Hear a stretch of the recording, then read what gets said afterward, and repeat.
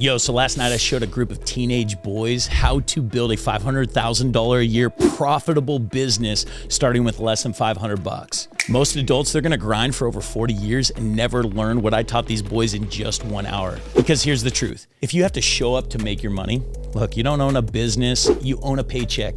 And that's exactly why most people are just gonna stay broke. We sat in that room and I asked them one question. If you had to start a business tomorrow, what could you sell that people actually need, costs almost nothing to start, and pays fast? They threw out all kinds of ideas, landscaping, detailing, mowing lawns, but we landed on a window cleaning and pressure washing business because frankly, I have a kid that I've actually coached up to netting $500,000 in this exact same business.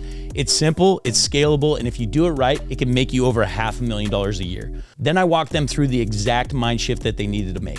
The difference between working for money, which you're just trading your dollars for hours, and making money, where you're actually designing systems that people go and implement. Because if you have to show up every single day just to keep the lights on, you didn't build a business, you built a prison. So I broke it down step by step, what actually has to happen to acquire customers, serve them, and get paid, and how to start replacing yourself one task at a time until your business makes money without you. I'm gonna walk you through the exact process that I shared with them, the system, the math, and how you can do it too. So first off, the thing that I showed them was the difference between making money and working for money. So most people don't understand the difference. They're like, oh yeah, I make money. No, you don't. If you are trading your hours for dollars, you are working for money. And this is what most people do. I don't care how much money you're making. If you're making $15 an hour or $1,500 an hour, if you have to show up, if you're sick tomorrow, go on vacation or whatnot, and you no longer generate revenue, you are working for money. Now, the difference is making for money, you are doing by design. Okay. The big thing as entrepreneurs that we want to do is design a system that can work completely without us. And the beauty of this is we have been taught as a very young age that we get paid to work hard, but the reality is we get paid to design systems that work hard without us. And so that's ultimately what I was teaching these boys exactly how to do. Now, the interesting thing is like every one of us, we operate in currency.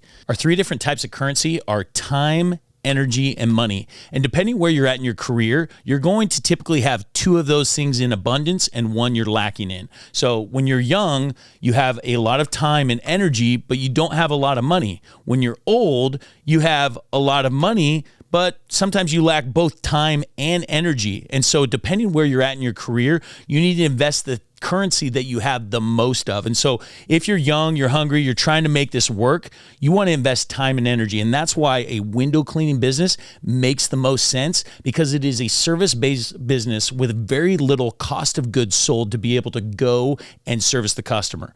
Now, when you decide to go and do a business like this, you need to first map out the customer experience. And this is exactly what I taught these kids, is that you need to understand, okay, what does it take to get a customer, service a customer, and get paid by the customer? And so because this business is so simple, it's pretty basic. You have a lead, and a lead is basically just when somebody says, hey, I'm interested. Then you have a sale when they say, okay, I want your service, here's the money. Then you have the actual service of the account, which in this instance is somebody going out, pressure washing their windows, squeegeeing down their windows. And then you have the collection of the money to make sure that it is all working out. And then over top of it, you have the management of the system. Now, when you're first starting out, as these kids are, so these are 15-year-old boys. And when you're first starting out, the best easy way is I don't want to pay to get leads. I have lots of time and energy. I don't have a lot of money, so I'm not going to go and I'm not going to run ads on Facebook or anything.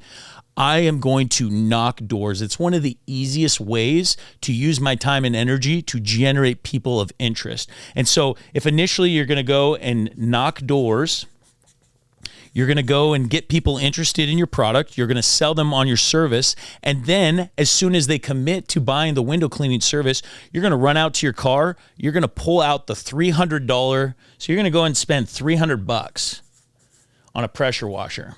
Okay.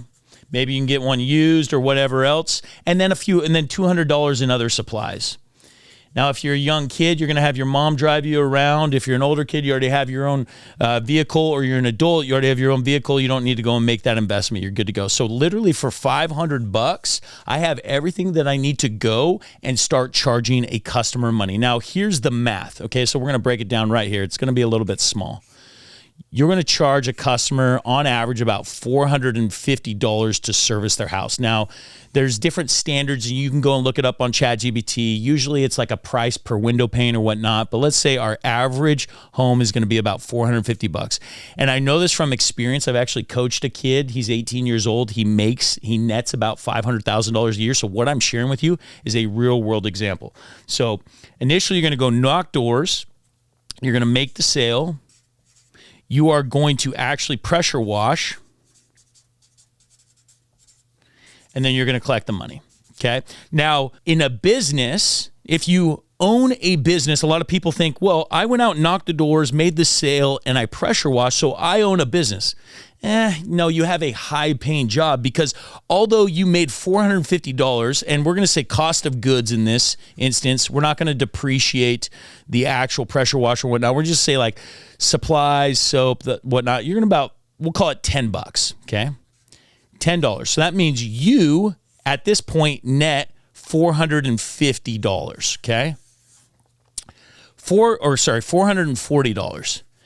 Now, $440, you're thinking, man, for a 15-year-old kid, this is a lot of money, or even for me as an adult, this is a lot of freaking money. But the reality is, I still have to work for that money. I'm still trading my hours for dollars regardless of how much I'm getting paid. If I don't show up tomorrow, no sales are going to be made. If I don't show up tomorrow, no windows are going to be washed. And so what you have to do is go, once you have an outline customer experience, you need to identify which portion of this customer experience is the least valuable. And by least valuable, meaning I can pay someone the least amount of money to replace me in that. And that's where we bring over the 4 quadrants that I have outlined up here. And essentially what the 4 quadrants are, you have your quadrant 1 activities. These are the first things that we want to get rid of. These are low value, low energy. Low energy meaning that you hate doing it. Low value means that it's 25% of your hourly rate, or what you want your hourly rate to be. And so this is the first section that you want to get rid of. The goal is to get into high value, high energy, your desired hourly rate, along with things that you absolutely love doing. So when we look at the customer experience process, knocking doors, making the sale, doing the pressure wash, which is the thing that I can go and hire Joe Blow down the street to be able to do for $20 an hour? Quickly, my eyes are drawn to the actual pressure washing. So we know that a pressure wash, a $450 job, is going to take about 3 hours of pressure washing. Okay, so they're going to show up, they're going to greet the customer, they're going to go in, they're going to pressure wash the home, the windows, squeegee, they're going to do all the things. It's going to be 3 hours at $20 an hour. Okay. This is the first thing you want to get rid of, because again, it's the cheapest. So 3 hours at 20 hours equals $60. So now if I farm that out, I'm still willing to go and knock doors and make the sales, but I want to farm out the pressure washing.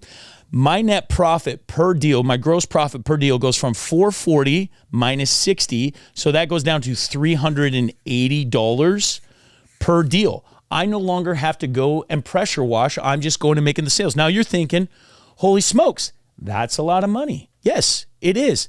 But am I now making money, or am I working for money? I am still working for money regardless of how much money it is, even though I'm no longer doing this. Now, the good thing is it used to take me an hour to be able to go and make a sale, and then 3 hours to go and service the sale. So over a 4-hour period, I would only make $440. But now, because I have someone that's willing to go and service the account for $60, I can, in a 4-hour period, go and make 4 sales instead of 1 sale and service. So this is where the trade-off goes, because we know that sales is a quadrant 3 activity. It's high value. You may not absolutely love doing it, but it is going to bring some of the most money with your direct effort into it. So now, instead of making 1 times 440, I'm now making 380 times 4. Okay, so that's $760, call it $1,520 a day. over a 4-hour period. Now you're thinking, holy crap, teenage kid making $1,520 a day, or me, myself, as an adult making $1,520 a day. You're thinking like, I hit the jackpot. But here's the reality. You're still working for money. I don't care, right? You get sick tomorrow, you go on vacation tomorrow, these deals aren't going to come in. So what do you need to replace? I need to go and find somebody that is willing to knock doors and make a sale. And so typically in a situation like this, I like to have a 20% marketing and sales budget. Now, when somebody is doing the whole process of marketing by knocking on doors and then selling to the customer, I can give away basically the whole budget. And obviously this is a low cost of goods. And so I actually have a little bit bigger budget, but let's call it 20%. So if I take 20% of this $450, what do I have now? I'm paying $90 for that sale to be made.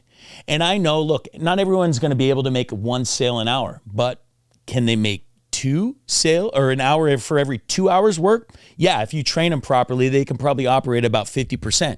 So we know that now instead of making $440 where I'm doing everything, or $380 when I'm only doing the sales, I'm now going to subtract out the $90, which puts my cost or what I'm making at $290. And you're like, Chris, that sucks. I used to be making $440 a deal, but $440 a deal required me to pressure wash, required me to knock doors, required me to knock and do sales. At $290, I don't have to pressure wash, I don't have to knock doors, and I don't have to do sales, thus eliminating quadrant 1, thus eliminating quadrant 2, and now unlimited, I can go and I can recruit. So ultimately your goal as a business owner who is designing and making money, you want to be recruiting talent and putting them into positions where they are working for money, they are trading their hours for dollars. Now, you may think like, man, if a sales guy can make $90 a sale, which is pretty dang good, right? So $90 and doing that every 2 hours, that means they're making $45 an hour. $45 an hour, man, most people would love that type of opportunity, okay? So they are stoked about making $45 an hour, especially since you're training them, you're helping them. Now, the question I posed to these 15-year-olds, I said, why am I only willing to pay a technician that's doing the pressure wash $20 an hour and a sales rep can make $45 an hour? And I let them think on it for a second. And ultimately we arrived at the fact that risk, right? Risk is the ultimate rewarder. Even in an employment type scenario, when you're working for dollars, the more you risk, the more that you put at stake, the more money that you can bring to the hour. The same goes for a business owner. So where a sales guy, yes, he can make $45 an hour, an average guy, and even the good ones, they can sell one an hour and make $90 an hour. The bad ones, because they're 100% commission, are going to make $0 an hour. So the floor is very low and the ceiling is very high, where for the technicians, they get paid $20 an hour regardless. They just have to go out, they do the job, there's no risk, there's no floor, there's no ceiling, it's just pay me my $20. So now I have farmed this out for $20 an hour. I have farmed this out for essentially $45 an hour, but the beauty is very low risk because I'm paying 100% commission. Thus, I am netting from a gross margin standpoint $290 a deal. And so what we want to do is now start calculating, okay, now if I have sales guys, I have 4 sales guys and each one is making 2 sales a day, okay, that means that I am going to get 8 deals at a gross margin of 290. Now, what is it going to take to fulfill? Now, if I have 8 deals, each technician can work 6 hours a day. That means I need 4 technicians, 4 trucks. I'm feeding a little bit into the gas and so on and so forth. But this is a very realistic scenario in which any high school kid or any adult can go and build a business. So coming back to the camera here, when you have 8 times 290, I am grossing $2,320 a day. And we know that there are about 250 work days a year. That means $580,000, we'll call it $80,000 in additional overhead or whatnot, you are netting $500,000 a year. And the only thing that you are doing is recruiting and managing. So then begs the question, what is the last thing to remove?